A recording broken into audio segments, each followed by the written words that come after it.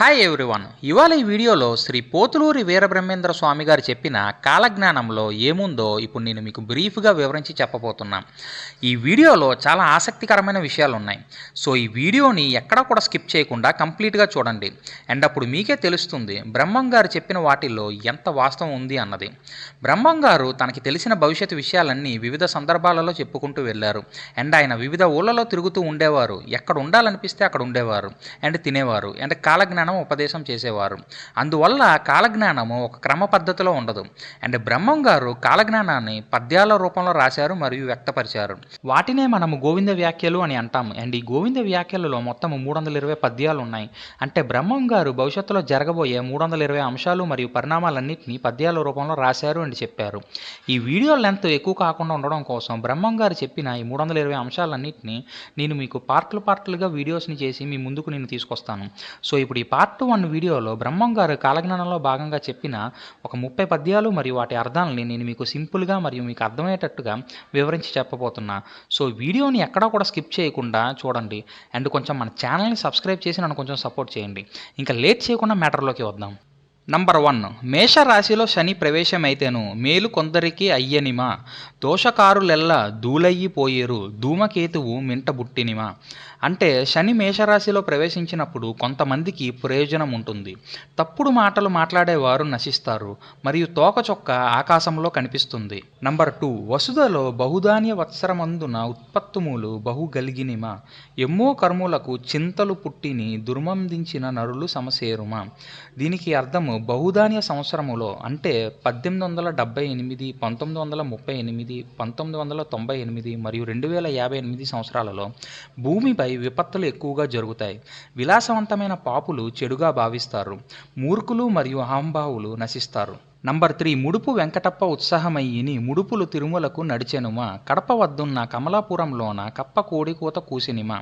దీనికి అర్థము వెంకటేశ్వరుని కోసము తిరుమలలో నైవేద్యాలు ప్రారంభిస్తారు మరియు కడప సమీపంలోని కమలాపురంలో కప్ప కోడిలా అరుస్తుంది.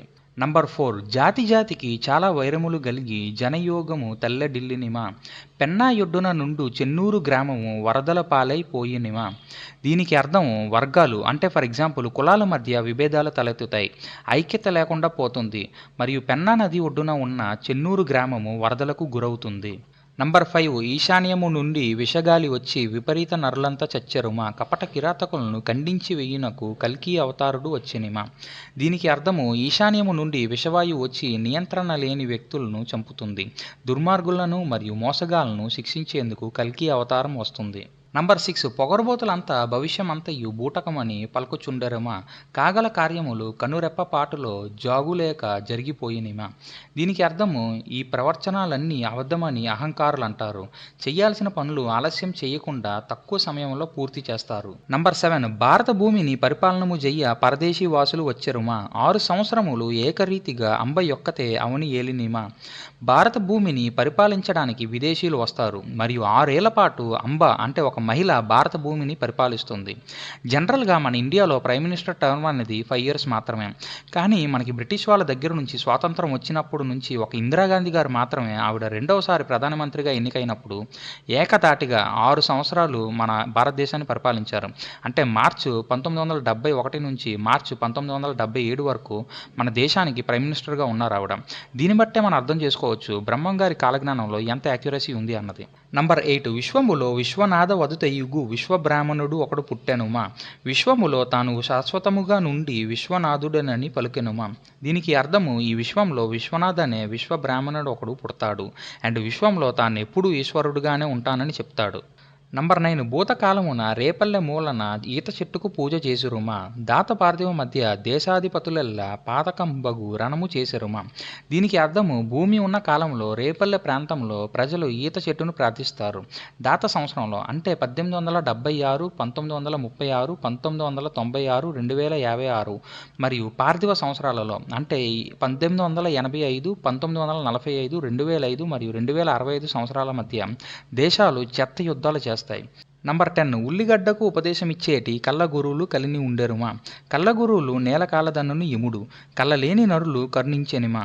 దీనికి అర్థము కలియుగంలో ఉల్లిగడ్డకు కూడా బోధించే గురువులు ఉంటారు. ఆ తప్పుడు బోధకులను యమదేవుడు చూసుకుంటాడు మరియు అమాయక ప్రజలు అనుగ్రహించబడతారు. నంబర్ 11 5004 సంవత్సరములకు అవనీంద్రుడు అస్తమించినుమా. 5036 మీదను అమితముగా యుద్ధములు జరిగినమా.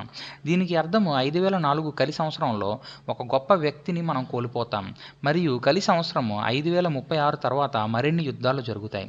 నంబర్ 12 బగునానంద సంవత్సరమున నాగుమల్లె నశించెనుమా. నాగుమల్లె రీతి నరులంతా చచ్చేటి యోగము ముందింక వచ్చెనుమా. దీనికి అర్థము ఆనంద సంవత్సరంలో నాగుమల్లె పువ్వు అంతరించిపోతుంది. నాగుమల్లె పువ్వులాగా త్వరలో జనము అంతరించిపోతారు. నంబర్ 13 బహుధాన్య మరియు విక్రమ సంవత్సరములోన బహుయుద్ధములు జరిగెనుమా. రాహుకేతుల వల్లే రాజులిద్దరూ రణరంగమున కాలు దువ్వెరుమా. దీనికి అర్థము బహుధాన్య మరియు విక్రమ సంవత్సరాలలో అనేక యుద్ధాలు జరుగుతాయి మరియు రాహుకేతుల మాదిరిగానే ఆ ఇద్దరు రాజులు యుద్ధానికి సిద్ధమవుతారు. నంబర్ 14 5000 మీద అన్ని రాజ్యములలో అమిత కష్టములు అనుభవించెరుమా. భావ యువల మధ్య పరరాష్ట్రములలోనూ బహు ప్రళయములు కలిగి నుండునుమా. దీనికి అర్థము 5000 సంవత్సరం తర్వాత అన్ని దేశాలు తీవ్ర ఇబ్బందులను ఎదుర్కొంటాయి మరియు భావ అండ్ యువ సంవత్సరాలలో మధ్య మరియు వెలుపల ప్రాంతాలు గొప్ప విపత్తులను ఎదుర్కొంటాయి. ఇక్కడ భావ అంటే 1874, 1934, 1994 మరియు 2054 సంవత్సరాలని అర్థం. మరియు యువ అంటే 1875, 1935 మరియు 1995 మరియు 2055 సంవత్సరాలని అర్థం. నంబర్ 15 ఉత్తర దేశమున వైశ్య కులమునందు ఉత్తమ గంధకుడు పుట్టెనిమా. హత్తుగా నన్నినియు దేశములో వారంతా సత్తుగా పూజలు చేసేరుమా. దీనికి అర్థము ఉత్తర దేశంలో వైష్ణవ సమాజంలో ఒక మంచి గంధుడు పుడతాడు. అన్ని దేశాల ప్రజలు అతని నుండి మంచి మార్గంలో స్ఫూర్తి పొందుతారు. అతను మరి ఎవరో కాదు, మన జాతిపిత మహాత్మా గాంధీ గారు. గాంధీ గారు ఉత్తర భారతదేశంలోనే పుట్టారు మరియు ఆయన వైశ్య సమాజానికి చెందిన వ్యక్తి కూడా. నంబర్ 16 లోకమంతయు ఏకంబుగా చేసి ఏకు పట్టేటోడు ఒకడు వచ్చెనిమా. ప్రకటంబుగాను లోకంబులో తాను మేకై నిలిచి జనులు మేలిచ్చునుమా. దీనికి అర్థము శక్తుల ద్వారా ప్రాంతాలను కలపడానికి ఒకరు వస్తారు. ఈ భూమిపై అతను తన మంచి పనుల కారణంగా ప్రజాదరణ పొందుతాడు. నంబర్ 17 కోయ రాజ్యం అంతా గొడవల పాలవును. కోయ నాయకుడు రతి కోపముతో కులపతికి బలు కష్టములు కలిగించి అవనిలో అదృశ్యమయ్యినిమా. దీనికి అర్థము కోయ భూమి వివాదాల పాలవుతుంది. కోయ నాయకుడికి విపరీతమైన కోపం వస్తుంది మరియు అతను ఏనుగులను ఇబ్బంది పెట్టి భూమిపై అదృశ్యమవుతాడు. నంబర్ 18 5000 మీద బహుధాన్య లోపల అన్ని జాతములు ఒకటయ్యినిమా. అవనిలో గల బీద ధనవంతుడులు ఒకటయ్యి యోగము కూడా వచ్చినిమా. దీనికి అర్థము 5000 సంవత్సరం తర్వాత బహుధాన్య సంవత్సరానికి ముందు అన్ని శక్తులు ఒకటవుతాయి. పేదవాళ్ళు మరియు ధనవంతులు భూమిపై ఒకటయ్యే పరిస్థితి వస్తుంది. నంబర్ 19 పల్నాటి సీమకు బాటసారుడు ఒకడొచ్చి పల్నాటి ద్రవ్యము దోచునుమా. పల్నాటి నరులంతా పచ్చి ఏకంతయు మేకల రీతిగా మేసెరుమా. దీనికి అర్థము పల్నాటి ప్రాంతానికి ఒక యాత్రికుడు వచ్చి దాని సంపదను దొంగలిస్తాడు మరియు పల్నాడు ప్రజలు ఎండి ఆకులను మేకల మాదిరిగా తింటారు. నంబర్ 20 5000 మీద పదురింటిలో నొక్క అవనీంద్రుడు దివికెగునుమా. సైదాపేటలోని సాహేబులందరూ సమరమునందున సమసేరుమా. దీనికి అర్థము 5012 సంవత్సరం తర్వాత ఒక గొప్ప ఆత్మ స్వర్గానికి వెళ్తుంది. సైదాపేట సాహేబులందరూ యుద్ధంలో నశిస్తారు. నంబర్ 21 అద్దంకి సీమలో బీద యాదవుని నింట బుద్ధుడంతటి వాడు పుట్టెనుమా. ఇరు జనులకు అనేక భవిష్యత్తులు 5 ఏళ్ల ప్రాయమున తెలుపనుమా. దీనికి అర్థము అడ్డంకి దగ్గర నిరుపేద యాదవ కుటుంబంలో బుద్ధుడు లాంటి బిడ్డ పుడతాడు మరియు ఇద్దరు వ్యక్తులకు అతను 5 సంవత్సరాల వయసులో ఉన్నప్పుడు భవిష్యత్తు చెప్తాడు. నంబర్ 22 దాసులు యోగులు ధరలోనే దాగేరు. మోసదాసులు భోగాలు మించెరుమా. మీసాలు లేనోడు దేశానికొచ్చి మహిమ కొండలకు జెండా లేసినిమా. దీనికి అర్థము మంచి వ్యక్తులు మరియు సాధువులు నీడలో దాక్కుంటారు. మోసగాళ్ళు మరియు విలాసవంతమైన వ్యక్తులు ఎక్కువ అవుతారు. మీసాలు లేని వ్యక్తి దేశానికి వస్తాడు. గొప్ప పర్వతాలపై జెండా ఎగురుతుంది. నంబర్ 23 మానవ సీమకు మారెమ్మ వచ్చిని మనుజుల తర్వాత మృంగినిమా. కోనసీమలోన కలతలు పుట్టిని సుఖ సన్నిరోధాలు సోమసేరుమా. దీనికి అర్థము మనుషుల భూమికి మారెమ్మ వచ్చి మింగేస్తుంది. కోనసీమలో వివాదాలు తలెత్తుతాయి. సంతోషాలు మరియు సంబంధాలు తెగిపోతాయి. నంబర్ 24 కర్ణాటక భూములకు కాళీపంపు తురకవాణి సీమకు దుర్గి వచ్చునుమా. మొరాసా రాజ్యానికి భద్రకాళి పంపు దరభద్ర దేశానికి కుచ్చినిమా. దీనికి అర్థము కర్ణాటక భూములకు కలియుద్ధం వస్తుంది. దుర్గి తురక భూమికి వస్తుంది. మొరాసా రాజ్యానికి భద్రకాళి యుద్ధము మరియు దారభద్ర దేశానికి వస్తుంది. నంబర్ 25 అక్కి దేశానికి అర్కసోములు పంపు అష్టదిక్కులకు వచ్చినిమా. పెక్కులు పలికేటి పామరజనులకు అక్కిచ్చి పంపొచ్చి అనిచినిమా. దీనికి అర్థము సూర్యచంద్రుల యుద్ధము అక్కి దేశానికి మరియు 8 దిక్కులకు కూడా వస్తుంది. దుఃఖకరమైన యుద్ధం వస్తుంది. ఇది వదులుగా మాట్లాడేవారు మరియు గర్వించే వ్యక్తులను ఇబ్బంది పెడుతుంది. నంబర్ 26 వీరభద్రుని పంపు వచ్చిని మాలకు భైరవుని పంపు వచ్చినిమ ఊరేగేంద్రుని పంపు మహానందికొచ్చిని కర్నూలుకు నంది పంపు వచ్చినిమ. దీనికి అర్థము మాలకు వీరభద్ర యుద్ధము మరియు భైరవ యుద్ధం వస్తుంది. మహానందికి ఊరగేంద్ర యుద్ధము మరియు కర్నూలుకు నంది యుద్ధం వస్తుంది. నంబర్ 27 ఆనందాబ్దముల అంత్యమునందున అంతకుని దూతలు వచ్చెరుమ పినుగు పెంటలు పృథివి మీదెయ్యని వేది వాంతులు లయి చచ్చెరుమ.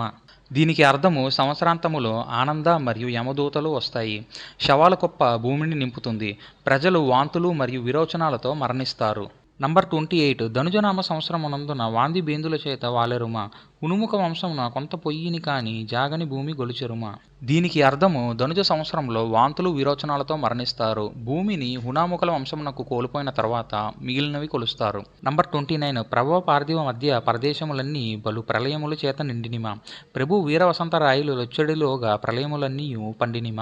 దీనికి అర్థము ప్రభావ సంవత్సరంలో అంటే 1867, 1927, 1987 మరియు 2047 సంవత్సరాలలో మరియు పార్థివ అంటే 1885, 1945 మరియు 2005 మరియు 2065 సంవత్సరాల మధ్యలో దేశాలు అనేక విపత్తులను ఎదుర్కొంటాయి. వీర వసంత రాయులు రాకముందే ఎన్నో విపత్తులు వస్తాయి. నంబర్ 30 తల్లులు బిడ్డలు తగువులు నడిచిని తల్లడించే దినములు లొచ్చినిమ కల్లగాది ఈ మాట ఉల్లము సాక్షిగా గద్ద నుడిసి కాకి తన్నినిమ. దీనికి అర్థము తల్లులు మరియు పిల్లలు విడిపోతారు. కష్టాల రోజులు వస్తాయి. ఇది తప్పుడు ప్రకటన కాదు. కాకి గెద్దను తన్నుతుంది. సో ఇవండి బ్రహ్మం గారి కాలజ్ఞానంలో భాగమైన 30 పద్యాలు మరియు వాటి వివరణలు అండ్ మిగిలిన పద్యాలు మరియు వాటి అర్థాలను నేను మీకు ఈ వీడియోలో ఎలా అయితే ఎక్స్ప్లెయిన్ చేశానో అలానే అప్కమింగ్ వీడియోస్లో కూడా క్లియర్గా వివరించి చెప్తాను. ఈ వీడియోలో నేను చెప్పిన ఇన్ఫర్మేషన్ కనుక మీకు నచ్చితే ఈ వీడియోని లైక్ చేయండి, మీ ఫ్రెండ్స్కి షేర్ చేయండి అండ్ మన బాబాయ్ 369 ఛానల్ని సబ్స్క్రైబ్ చేసి నన్ను కొంచెం సపోర్ట్ చేయండి. నేను ఇంకొక వీడియోతో మళ్ళీ మీ ముందుకు వస్తాను. అప్పటి వరకు మీరు మన ఛానల్లో ఉన్న వీడియోస్ అన్నిటి మీద ఒక లుక్ వేసేయండి. ఎందుకంటే వాటి వల్ల కూడా మీరు చాలా ఇన్ఫర్మేషన్ గ్యాదర్ చేసుకుంటారు కాబట్టి. Keep watching. జై హింద్.